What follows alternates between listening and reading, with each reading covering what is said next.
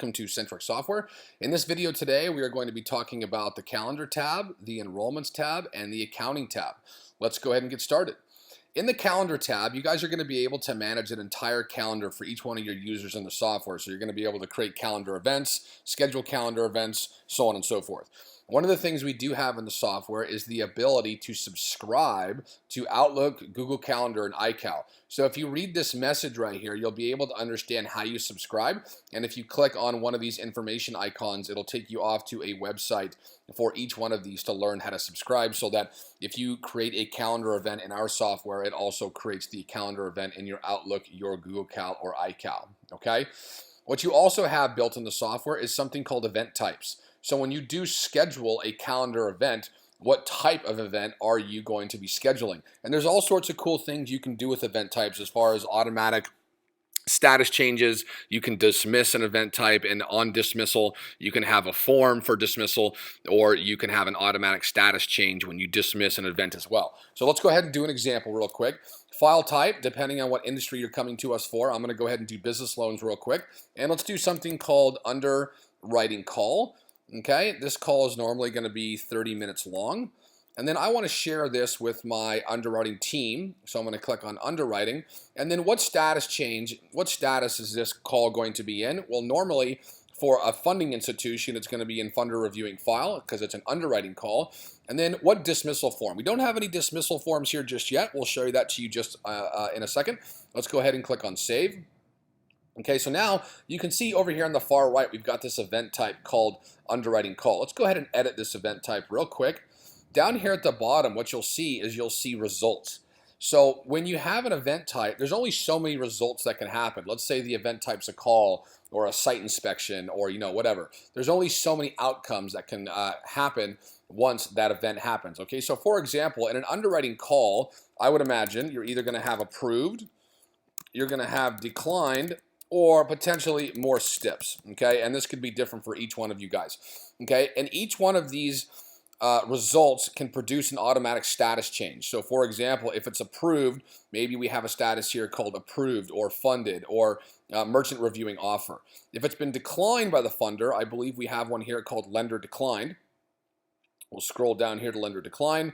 And if it's more steps, maybe we've got a status here called more steps, like contract signed, final steps, okay? And then we can click on save this event type. So now when you dismiss this event type, if you schedule this event type and you dismiss this event type, an automatic status change will happen based on the result of the dismissal. Okay, now for a dismissal form, what you're going to have the ability to do is fill out additional data points in the contact form when you dismiss this particular event type. So for example, if I come to the contacts tab here and I jump into custom fields and I jump into form builder, in one of the previous videos we talked about building intake forms and external forms. So I can let's go ahead and call this a new one and call it dismissal form, and we'll go ahead and click on create. Okay, and over here on the far right, instead of making an intake form, you guys can make it an event dismissal form. So for example, if it's a site inspection and you're going to dismiss this event and you went and did that site inspection, there's probably some data points that you want to bring back into the software based on that event, right? So you can come in here and you guys can add data points into this form.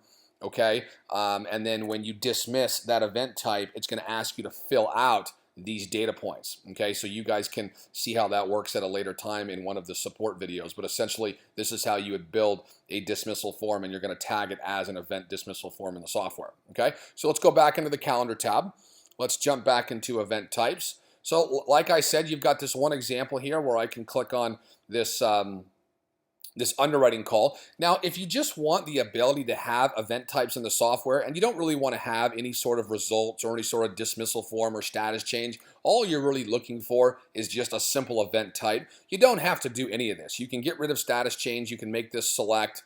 You can get rid of all these here. You don't have to have any of these, and you just have a simple event type in the software, like sales call, underwriting call, site inspection, okay? So you can add as many as you want in the software as far as your event type. So if we come to the contacts tab and I jump into Al's laundry service here and I want to track a phone call, you can see here the event type is underwriting call. That's the only one we currently have in the software, and we can associate this event with this particular call. Okay, so you can make it as simple or as complex as you want, but if I jump back into the calendar tab, I jump back into event types, you can see here, you guys can manage all your different types of events in the software. Okay, so that's event types.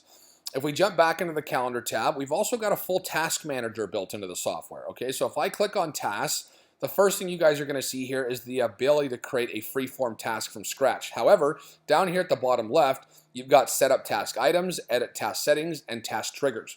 First thing you're going to want to do is click on edit task settings. I'm going to come in here and you can see here notifications before due date, notifications after due date, notification email address. You've got some colors here, and then you've got some other settings. Okay, now notifications before and after due date. You're going to have the ability to create a due date for a certain task.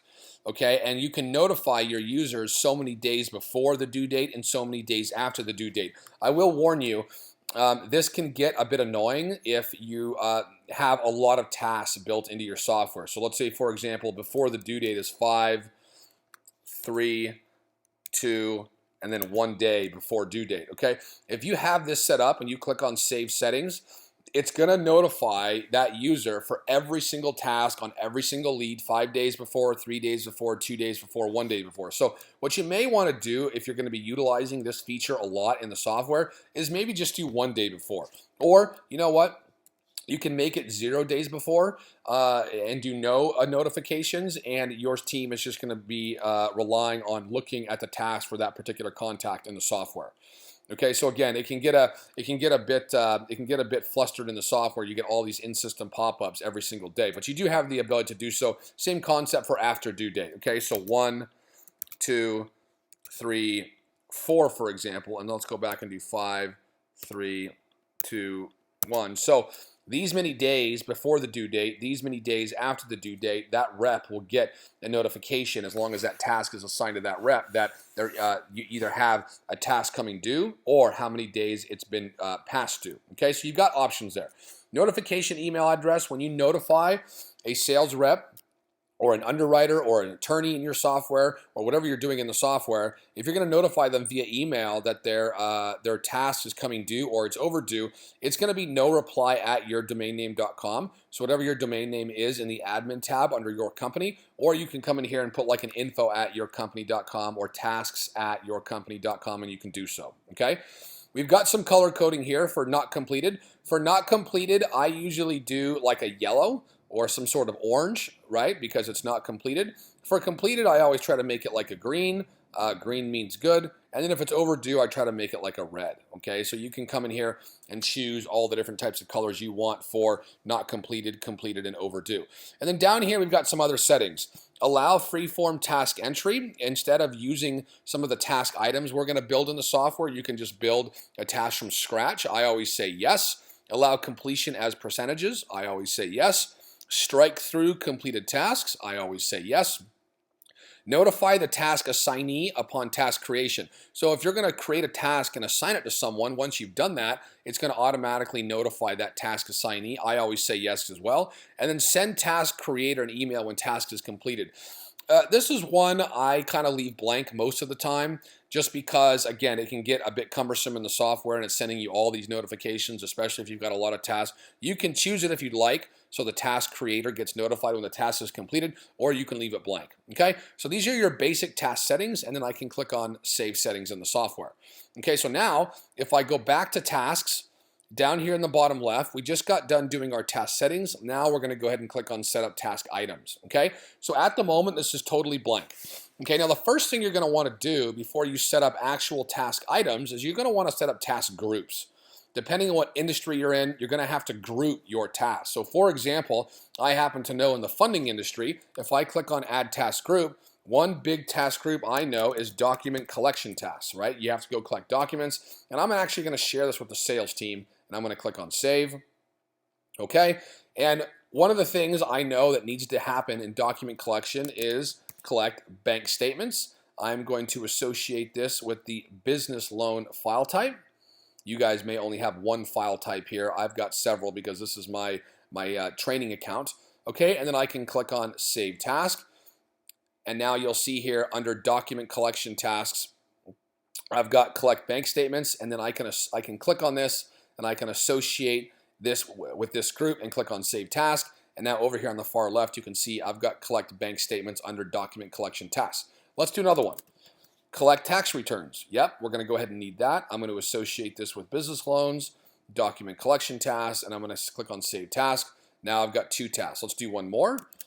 Collect driver's license. We know we need that as well. We're going to click on business loans. We're going to click on document collection tasks. We're going to click on Save Tasks. Okay, and you can keep going. Collect driver's license, collect tax returns, bank statements, voided check, all the different types of things you guys need for document collection. Now let's go ahead and add another group. So I'm going to click on Add Task Group, and we're going to do underwriting tasks. Okay, and I'm going to share this with the underwriting department, and I'm going to click on Save. Okay, and I'm going to refresh my screen, continue, and now you can see here I've got underwriting task group over here as well. So one of the things we're going to do here is collect STIPs. Again, you guys can call these whatever you'd like. This is going to be business loans. Now I'm going to associate this task with underwriting and click on Save Task. And now you can see over here on the far left-hand side, we've got those tasks built into the software. Okay, so what I'm going to do real quick is I'm going to share this with everyone just so I can give you an example. I'm going to share this with everyone just so I can give you an example.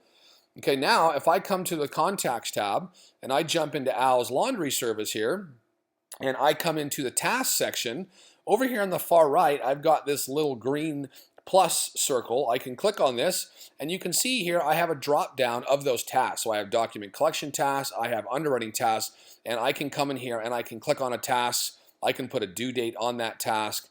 Okay, I can assign this task to a certain user. Okay, and then I can take a few notes. Please complete right away. And I can click on Save Task in the software. And now this task has been associated and assigned to that particular user in the software. Okay, and then of course you can come in here and you can edit a task or you can complete this task at any time. Okay, now if I click on Add Task and I want to do a free-form entry, I'm not interested in doing one of these out-of-the-box tasks. All I have to do is click on the task word here. You notice it's a link. And this turns into a text box, and I can come in here and I can build a task freeform. Okay, when it comes to assigning tasks, you guys can assign tasks to a user, you can assign tasks to teams, or you can actually assign a task to a contact, the lead itself. So as you guys know, you have a client portal with Centrex Software where your clients can log into a client portal and do all sorts of cool things. Okay, and one of the things you can do is you can assign a task to the lead or the contact. So when they log into the client portal, they can see that task. So for example, client, please send me your tax returns. Client, please send me your bank statements. And you can associate tasks actually down to your clients as well. Okay, let's jump back into the calendar tab. Let's go ahead and jump right back into tasks. So we talked about task settings and we just got done setting up our task items. Now one thing we also have is something called task triggers. If I click on task triggers, I can choose a certain system event in the software. So for example, these are system events. The most popular task triggers are based off status changes. So I can click on status change. Let's say, for example, I want an automatic task created on the status of merchant reviewing application, or maybe, you know what, a better one to go off, I believe, is in document collection. So merchant reviewing collection, do we have in documents? We do right here. Okay, in document collection, and then I can use file type. For this particular example, we're going to use business loans. The company you want to make sure is your company. What task do you want? I can click on collect bank statements. I want to assign this task to the assigned to rep on file, and then I can click on save task. Okay, and then I can actually do it again. So now I can choose business loans again. I can choose my company again. I can choose another one. So we've already did collect bank statements. Now we're going to do collect tax returns. Same thing, assign to, and I'm going to click on save. So now in the software, every single time a status has been changed to in document collection, these tasks are going to be automatically created and automatically assigned to the assigned to sales rep on file. Okay, so you can always come in here and create all sorts of different types of task triggers based on what we call system events. These are your system events. If you choose status change, or let's say, for example, stage change, you're going to come over here and you're going to choose that status or choose that stage and then create a trigger for that status or for that stage, okay? And then if you ever want to delete a task, you can always come in, find the system event, and all your tasks will show up right here, and then I can always delete a task if I wish to do so. Okay, so let's jump back into the calendar tab. Let's jump back into tasks. We talked a little bit about set up task items, edit task settings, and task triggers. Okay, let's jump back into the calendar tab. So we talked about event types, we talked about tasks, we talked about subscribe. Availability scheduling. This is soon coming. This has not been completed yet. Very soon here, you will be able to have full availability scheduling built into the software. Our software development team is putting the final touches on it as we speak, and users will be able to see other users' availability when it comes to their calendar and create events based on someone else's calendar. Okay, so this is coming very, very shortly. Okay, so if I come back into the calendar, that's pretty self-explanatory, guys. This is your calendar. If I jump into the contacts tab and I jump back into Al's laundry service here, you'll be able to see those calendar events in the software. You'll be able to dismiss those calendar events, choose the result like we talked about, and then of course you'll be able to see those tasks as well. And then every single person, when they click on the calendar tab as a user in the software, will be able to see their calendar here. Okay, so that is the calendar tab. Let's go ahead and jump into the enrollments tab.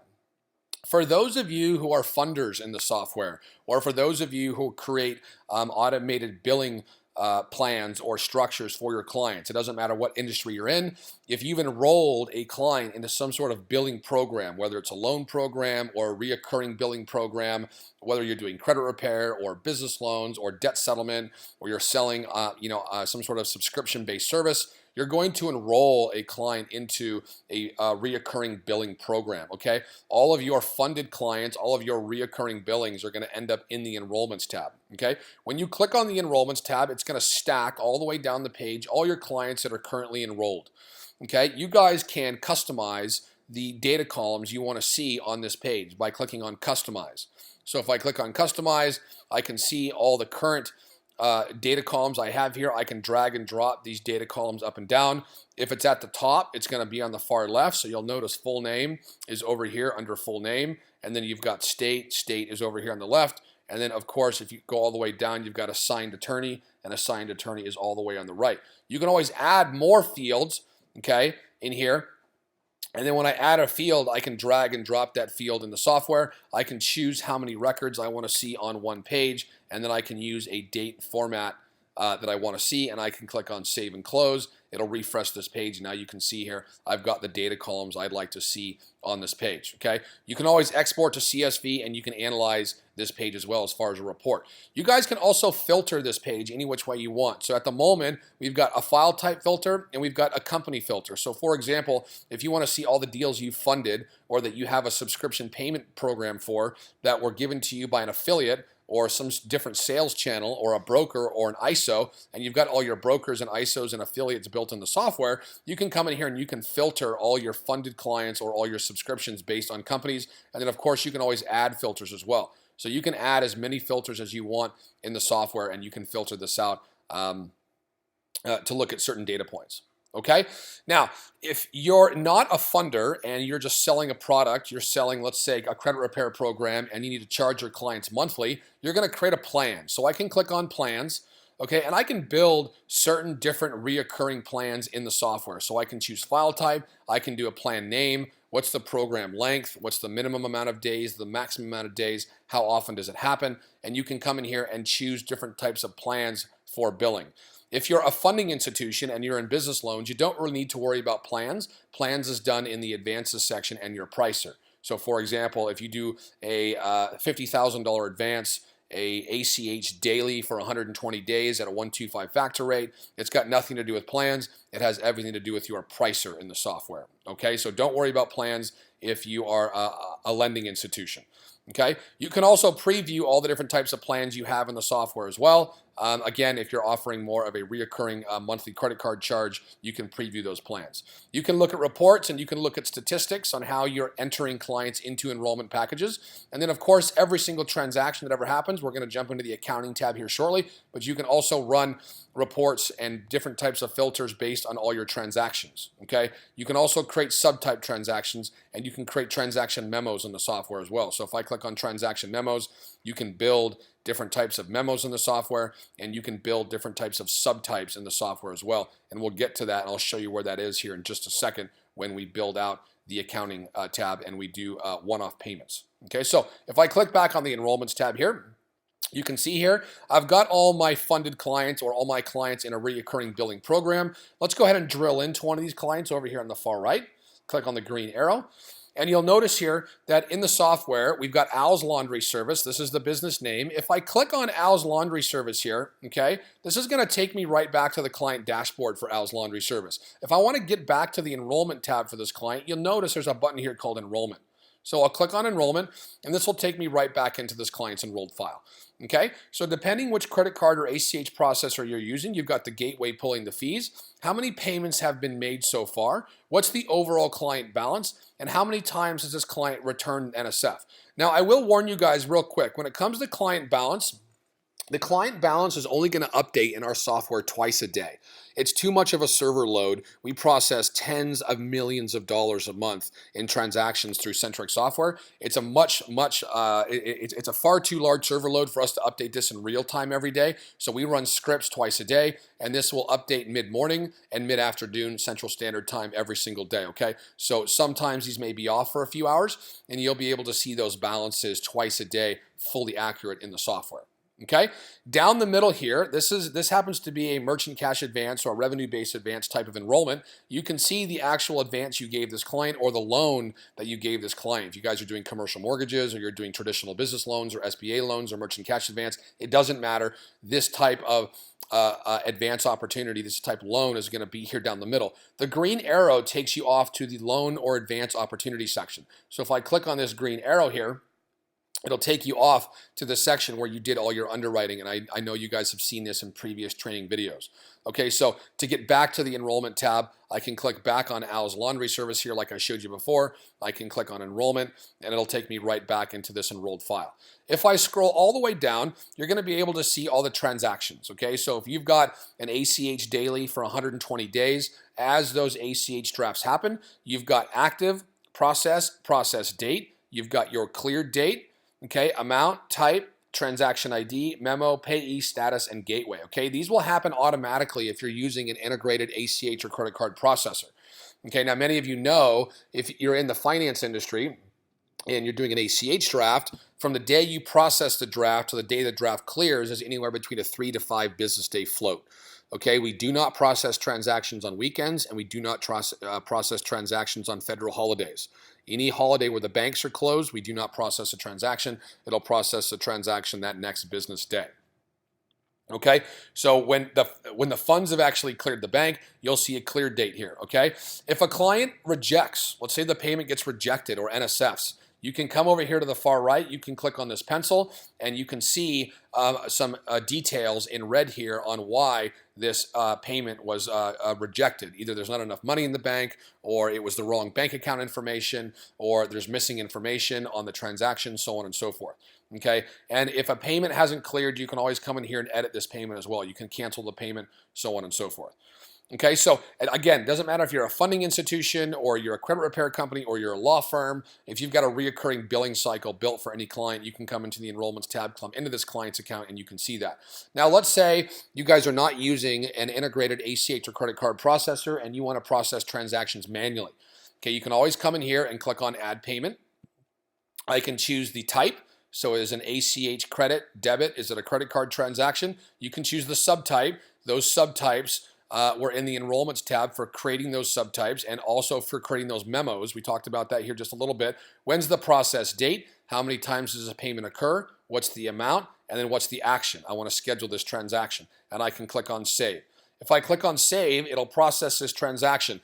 If you're going to be processing the transaction manually or it's a check, you can come in here and you can manually clear this transaction as well. Okay, so who's it paid to? What's the action? I can come in here, cancel, delete, or manually clear this transaction. Show it shows up as cleared, and in your accounting tab, that transaction will show up as a cleared payment, even though it wasn't integrated with a credit card or ACH processor in the software.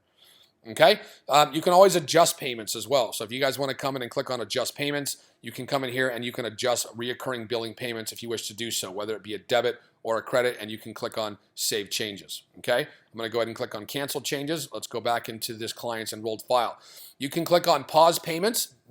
If you're a funding institution and you guys are funding through our software and you're doing daily ACH drafts, pause payments is not going to work.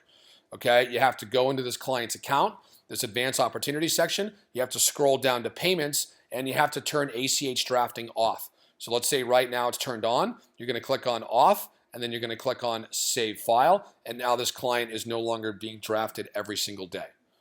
Okay? So that's good to know as far as if you're a funder in the software. Let's go ahead and click on the enrollment for this client one more time. Okay, you can edit the enrollment plan. So for example, if you're a credit repair company or you're a law firm or you're a call center or you're selling some sort of monthly subscription, you can come in here and you can actually edit the plan. So if it's, you know, 20 bucks a month for 12 months and you want it to be 50 bucks a month for 6 months, you can edit that enrollment plan. You can add note, reset client, cancel program, and graduate this client from a program. Again, a lot of these here on the right are not for funding institutions, but more for subscription-based clients doing credit card or ACH drafts in the software. Okay, now, if you're a funding institution, and let's say a client comes to you and they've got maybe, you know, I don't know, 60 to 70 more days left on their payments, and they call you and they say, you know what, I just want to pay off my entire balance. Okay, you're not going to do it through here. What you're going to do is you're going to come into the advanced opportunities section. You're going to come down to payments. And you're going to notice here, you've got add payment, pay off balance, export to CSV, and show filters. You're going to click on pay off balance. Okay, so whatever the balance is for this client, you're going to click on pay off balance. It's going to run that transaction the next business day. Our software processes transactions at 2:30 Central Standard Time every day. Okay, so if you're doing a daily ACH draft, it'll process the transactions at 2:30 Central Standard Time. And if it's an ACH draft, every single ACH draft in our country happens at midnight. Okay, so I don't care if it's an ACH draft from your bank, a third-party ACH processor, it doesn't matter. All ACH drafts happen at midnight. And if you do a payoff balance and you do it before 2:30 Central Standard Time, it'll process today, and then it'll draft that client at midnight, which is technically tomorrow. So keep in mind, guys, if you process a transaction at noon Central Standard Time, and then it drafts that client that night at midnight, that's technically the next day. Midnight, 12 o'clock and midnight is essentially the next business day, okay? But if you process it before 2:30, it'll happen at midnight. If you process it after 2:30, it'll process the next day, and then midnight the next day. Okay, so just something to keep in mind. Okay, so that's the enrollments tab. Okay, you can come in here and you can kind of mess around with this. If you're using an ACH or credit card processor, you guys can jump over to centrexsoftware.com. You can click on partners and you can see all the different processing gateways, credit card processors, and ACH processors that we currently have an integration with in our software. Okay, all right, let's jump over to the accounting tab. In the accounting tab, you guys are going to have every single one of your transactions built in the software, and you can build all your own customized reports at any time you want. If you've got a date and time sensitive filter on your report, every single time you look at the report, it's going to display different data to you. Okay, now in order for you guys to run transaction reports, you have to be using an integrated ACH or credit card processor, or you have to be processing payments manually. Okay, the accounting tab is only going to account for transactions that happen through the software. Okay, so if you guys are brokers and you broker a file to, let's say, On Deck Capital, and then On Deck Capital pays you a commission, that transaction was not facilitated through our software, therefore it's not going to show up. Okay, so what I can do is I can come over to here to create new report. I can give this report a title. I can use a date and format. I can do how many records I want to see per page. And then over down here, I can choose all my filters on my report. So I can choose my file type. I can choose my payment gateway, the date it was created. You can choose who it's assigned to a team, assigned to company. Okay, you can choose partners, you can choose paid to. Is it an active transaction? When was the process date? When was the return date, the clear date? What type of transaction do you want to look at? So if it's an ACH client debit, you can look at subtypes. You can look at transaction statuses. So I want to see all my payments that cleared. I want to see all my payments that have been processed. I want to see all my payments that have been rejected. Okay, I can look at my status. I can look at my data source, my campaigns. Okay, so you guys have a lot of options here on filters for your accounting reports. And then over here on the far left, you can choose the data columns you want to see on that report. So I can choose a bunch of data columns here I want to see on these particular accounting reports, and then I can drag and drop these data columns up and down. Again, if it's at the top, it's going to be on the far left. It's at the bottom, it's on the far right, and I can click on Save Report. Okay, when I click on Save Report, it's going to show up over here on the far left-hand side. So if I click on this report, you'll be able to see all the different types of data points on this particular report. You can customize the data columns on this report. You can export to CSV. You can email this report to anyone you wish to do so. So for example, if you guys have syndication partners or participated partners, you can email these reports out of the software based on those filters, okay? So anytime you create a custom report in the software, it's gonna stack over here on the far left, and you guys can build out as many reports as you want, and the reports are fully dynamic, okay? So anytime you create a report, you're gonna have the ability to refresh that report anytime you want based on the filters on those reports. It's gonna give you different data every day, every week, every month, every year, so on and so forth. Okay, you guys can build pipeline reports. Pipeline reports is essentially going to give you what's upcoming. Okay, so if you've got a big portfolio in the software and you've got billing plans and you're expecting income to come in over the course of the next week, month, so on and so forth, you can build pipeline reports to forecast income coming into the software based on your current portfolio. Okay, if I click back on the accounting tab, you guys also have summary reports. I like summary reports. It allows you guys to toggle between different metrics to create pivot tables. Okay, so I can choose file type, I can choose date field, report type, first group, time period, range. I can use date and times, and I can click on save and run report. I can filter, and it'll show me all my reports based on my filters for accounting. Okay, so just a nice way for you guys to create pivot tables based on certain types of accounting reports. We do have notcha files built in the software. We don't have too many clients using this because with technology these days, you've got integrated bank accounts, you've got integrated ACH and credit card processors and payment gateways. A notcha file is produced if you're ACH drafting directly through your bank, which I highly do not recommend for several different reasons. But if you're doing ACH drafts directly through your bank, it's unlikely we're going to be integrating directly with your bank. Most banks actually don't allow it. You can export a notcha file in our software, send it to the bank will process that notcha file. More than likely, the bank will spit out a notcha file only on rejects. It won't spit out a notcha file on approved. Our system will assume that if it's not a reject, it's approved. You can upload that notcha file into our software and all the transactions will update. This is a terribly manual process. We do not recommend it. We always recommend having an integrated ACH or credit card processor in the software. It makes your life a lot easier. It works much easier than doing some sort of manual process. Okay, so that's the accounting tab. All right, guys, so today we talked a little bit about the calendar tab, all the different functions in calendar. We talked about the enrollments tab, and we talked about the accounting tab. Thank you so much for your time, and we wish you the best of luck.